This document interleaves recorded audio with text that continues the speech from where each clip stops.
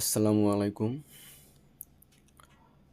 প্রিয় গ্রাহক, আপনাদের সামনে নতুন আরেকটি ভিডিও নিয়ে আসলাম। আজকের বিষয় হচ্ছে কিভাবে পেমেন্ট করবেন। আপনার কোনো ইনভয়েস কিভাবে পেমেন্ট করবেন। যে কোনো ইনভয়েস, ধরেন যারা মাসিক বিল দেন বা যারা প্রতি বছরে রিনিউ করেন বা নতুন কোনো ডোমেইন বা হোস্টিং বা যে কোনো সার্ভিস নিলে তো একটা বিল জেনারেট হয়, সেই বিলটা কিভাবে পে করবেন। তো প্রথমে আপনারা হচ্ছে আপনাদের যে ক্লায়েন্ট অ্যাকাউন্ট আছে সেখানে লগ ইন করবে। আমি বর্তমানে একটা ক্লায়েন্ট অ্যাকাউন্টে লগ ইন অবস্থায় আছি।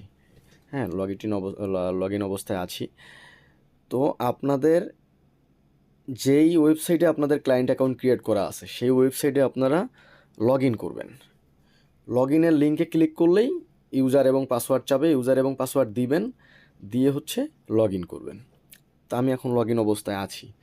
লগ ইন করার পরেই হোম পেজটা যে আছে, এই হোম পেজেই কিন্তু আপনারা দেখতে পাচ্ছেন, এই যে এখানে দেখেন একটা সার্ভিস আছে, একটা ডোমেইন আছে, হ্যাঁ, এই যে একটা ইনভয়েস আছে। এই ইনভয়েসে ক্লিক করলে কিন্তু আপনারা আপনাদের আনপেইড যতগুলো ইনভয়েস আছে, একটা বা একাধিক, সেই ইনভয়েসে চলে যাবেন। আবার উপরে দেখবেন মেনু আছে, এক একটা টেমপ্লেটের আমাদের যে আপনাদের যে ক্লায়েন্ট এরিয়াগুলো আছে এক একটা দেখতে এক এক রকম হতে পারে, কিন্তু সিস্টেম একই। ফোনে বা পিসিতে প্রসেস একই, হ্যাঁ, সিস্টেম কিন্তু একই। তো মেনুতে যখন আপনারা টাচ করবেন, এই যে মেনুতে যখন ক্লিক করবেন, মেনুতে আসলে দেখবেন এই যে বিলিং আছে, বিলিংয়ের ভিতরে দেখেন মাই ইনভয়েস অথবা শুধু ইনভয়েস। তো বিলিংয়ের ভিতর থেকে মাই ইনভয়েসে যাইতে পারেন। আর হোম পেজেও কিন্তু এই যে দেখা যাচ্ছে এই যে ইনভয়েস, এখানে ক্লিক করলেও কিন্তু, এই যে এখানে ক্লিক করলে কিন্তু আপনারা এই যে আপনাদের যে আনপেইড ইনভয়েস আছে, এই যে দেখেন 350 টাকা বর্তমানে যে গ্রাহকের অ্যাকাউন্টে আমি লগ ইন করেছি তার এখানে কিন্তু 350 টাকা দেখাচ্ছে। তো আমরা মেনু থেকেও যদি যাই, মেনু থেকে এই যে বিলিংয়ের ভিতরে গিয়ে মাই ইনভয়েসে যদি যাই, হ্যাঁ, এখানেই নিয়ে আসবে।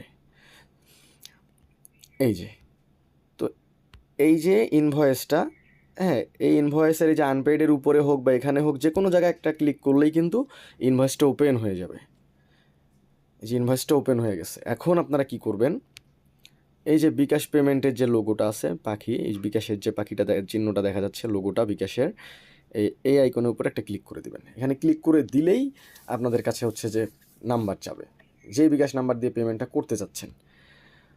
তো গ্রাহক আমার পার্সোনাল আমাদের যে বিকাশ নাম্বার আছে, সেই আমাদের যে হোয়াটসঅ্যাপ নাম্বার আছে আপনারা জানেন, সেটাতে হচ্ছে টাকা পাঠাই দিছে।